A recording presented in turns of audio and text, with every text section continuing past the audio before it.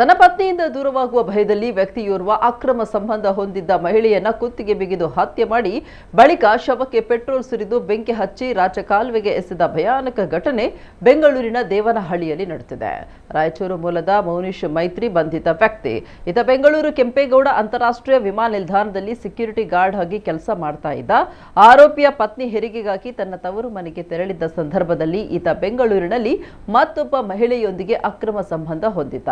ಹೆರಿಗೆ ನಂತರ ಪತ್ನಿ ಬೆಂಗಳೂರಿಗೆ ಮರಳುವ ಸಮಯ ಹತ್ತಿರ ಆಗ್ತಾ ಇದ್ದಂತೆ ತನ್ನ ಅಕ್ರಮ ಸಂಬಂಧದ ವಿಷಯ ಪತ್ನಿಗೆ ತಿಳಿಯಬಹುದೆಂಬ ಭಯದಿಂದ ಆತ ತನ್ನ ಗೆಳತಿಯನ್ನೇ ಕೊಲೆ ಮಾಡಿದ್ದಾನೆ.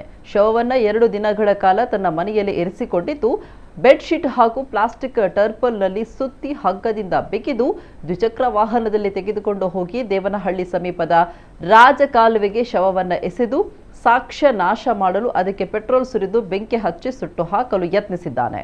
ರಾಜಕಾಲುವೆಯಲ್ಲಿ ಸುಟ್ಟ ಸ್ಥಿತಿಯಲ್ಲಿದ್ದ ಅಪರಿಚಿತ ಶವ ಕಂಡು ಸ್ಥಳೀಯರು ಪೊಲೀಸರಿಗೆ ಮಾಹಿತಿ ನೀಡಿದ್ರು.